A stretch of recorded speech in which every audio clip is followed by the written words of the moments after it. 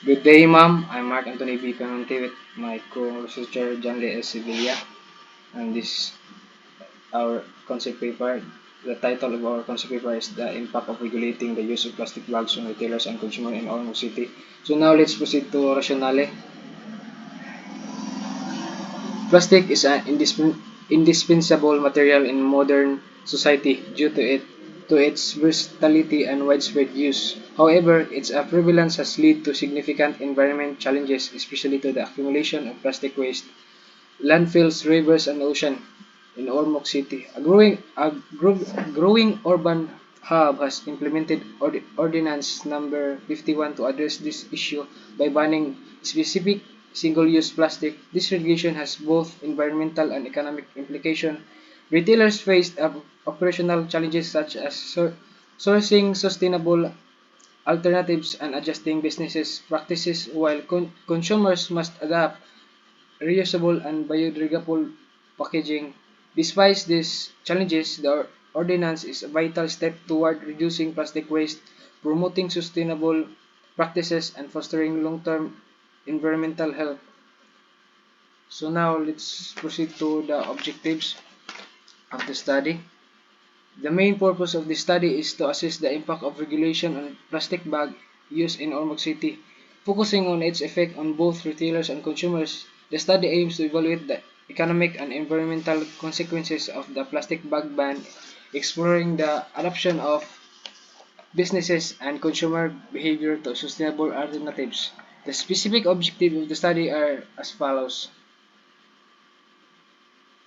First, to evaluate the impact of Ordinance Number 51 on retailers, changes in business operation, and to analyze the effect of the ordinance on consumer behavior, including the changes of purchasing habits and consumer awareness. So, third, to assess economic implication of ban, focusing on the financial cost for both retailers and consumers, and also the economic benefits of reducing plastic waste in Ormoc City. And fourth, to evaluate environmental impact of ordinance, including the reduction in plastic waste and its effects on landfills and waterways.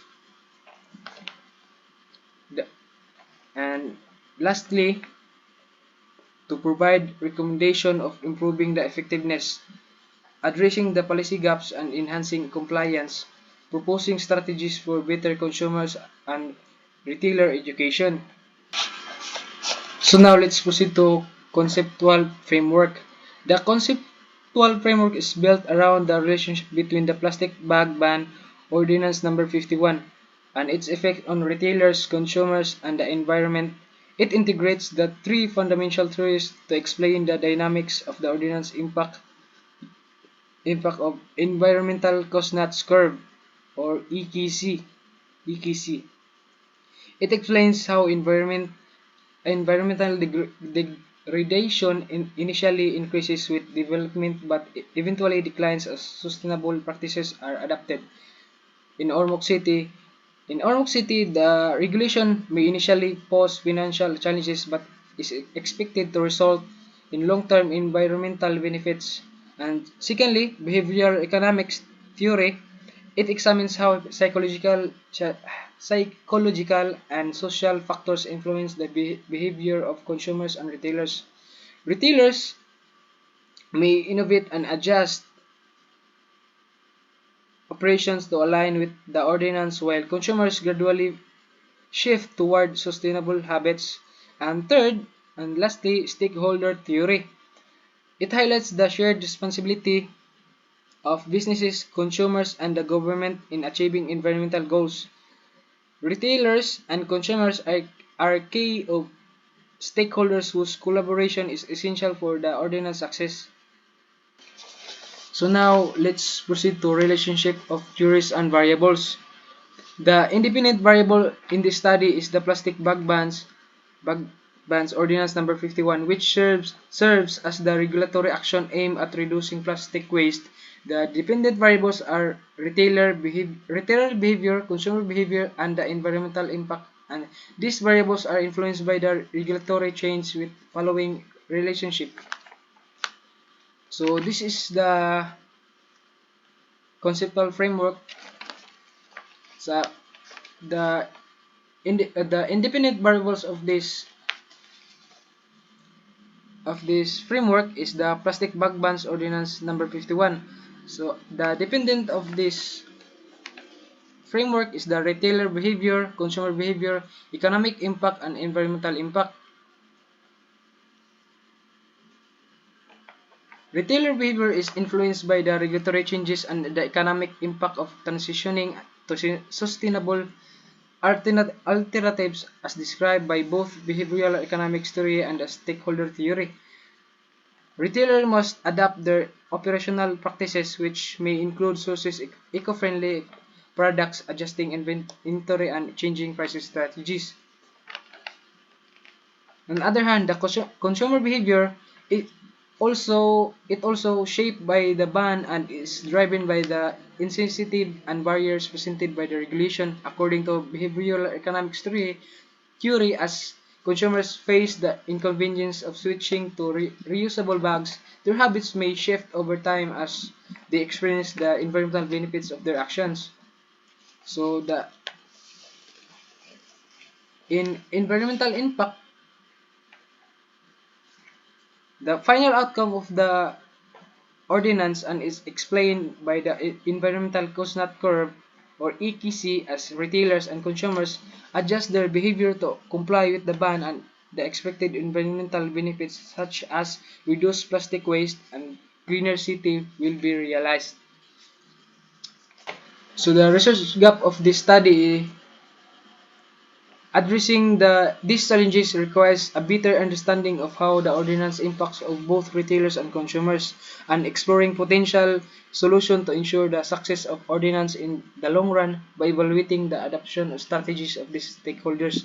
The study aims to provide insights into how policy regulations can effectively balance environmental sustainability with economic feasibility, fostering a cleaner and more sustainable future for the city. So now let's proceed to chapter 2, research methodology. The research design, this study used a mixed method research design combining both quantitative and qualitative approaches to provide a comprehensive analysis of the impacts of regulating the use of plastic bags on retailers and consumers in Ormoc City. By combining quantitative data with in-depth of qualitative insight, the mixed approaches guarantees a true understanding of the subject. This study used a mixed method research design which combines quantitative methods to analyze financial impacts and secondly, the qualitative methods to explore stakeholders' experiences. This approach ensures a comprehensive understanding of both the measurable effects and subjective experiences related to ordinance. So now let's proceed to the research environment. The study was conducted in Ormoc City, Leyte, Philippines, a growing urban center balancing rapid development and environmental sustainability. The city was chosen for its economic significance and proactive approach to environmental challenges, including Ordinance Number 51, which regulates plastic bag usage. So now let's proceed to the research respondent. To capture a holistic view of the ordinance impacts, we employed two sampling techniques.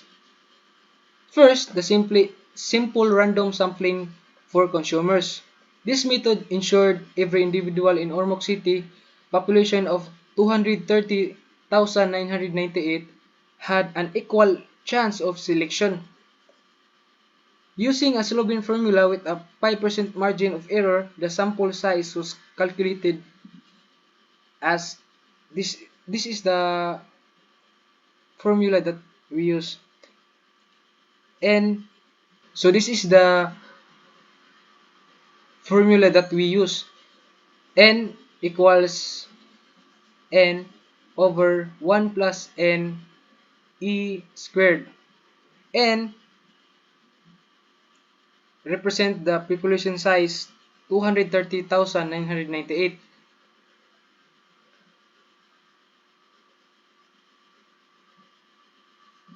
the formula, the E represent margin of error 0.05, and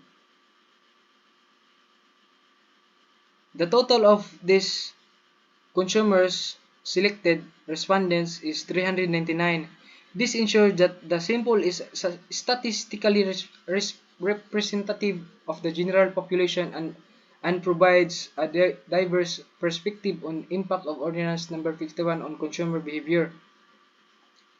For the retailer respondents, the study used for purposive sampling, selecting individuals who are directly affected by Ordinance Number 51. And secondly, purposive sampling for retailers. A total of 10 to 15 retailers were selected based on their direct involvement Ordinance Number 51. This method ensured that participants had relevant knowledge and experience to provide in-depth insights into the ordinance of operational and economic effects on their businesses. By combining these techniques, we balance statistical representation with qualitative depth.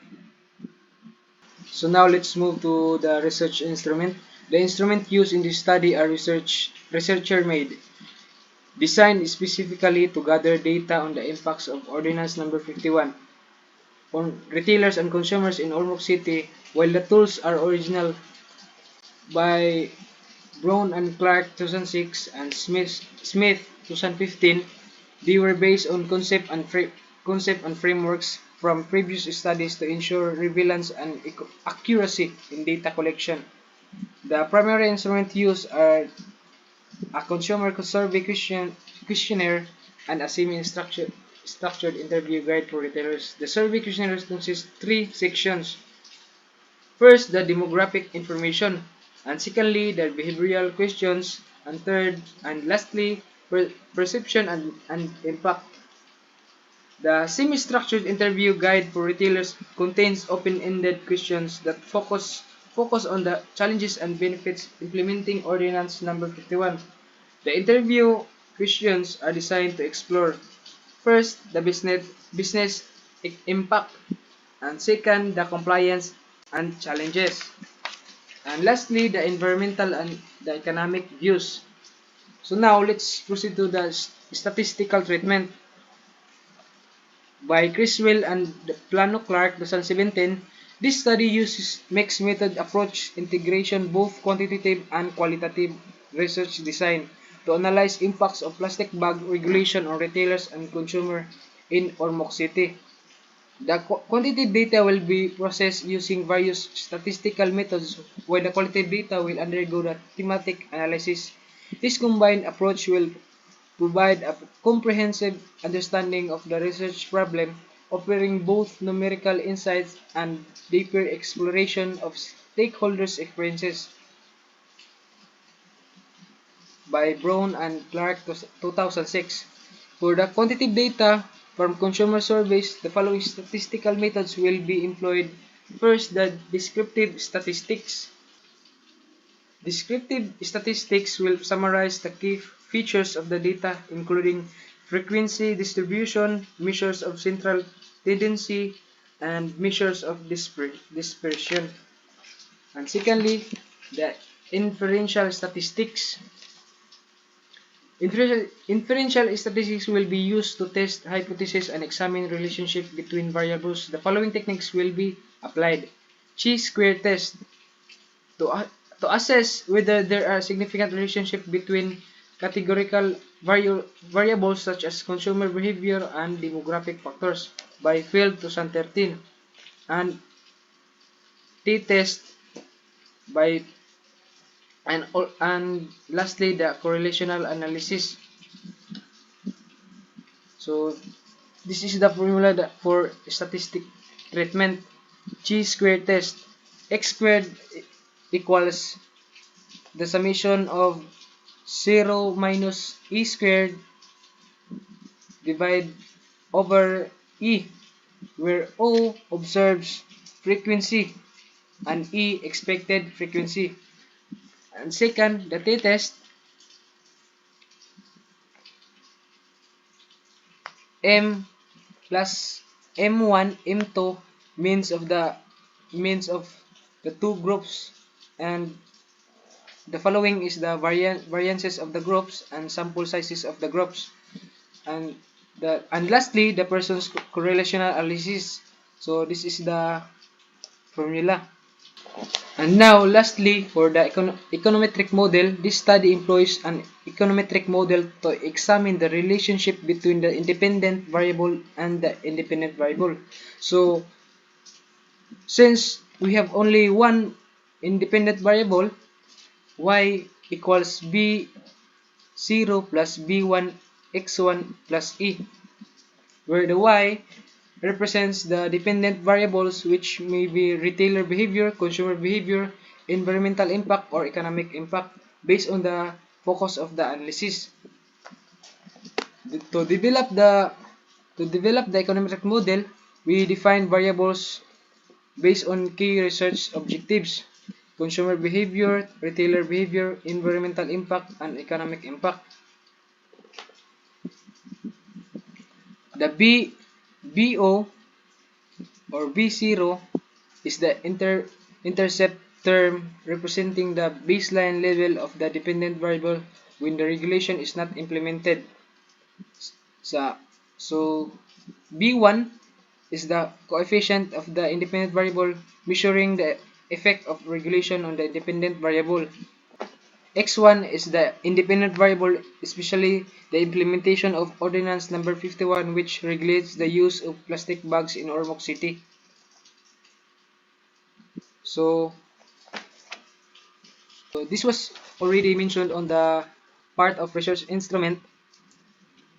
This survey questionnaire, based on the concept and framework of Smith 2015, so I have mentioned three part of survey questionnaire. So this is what it looks like.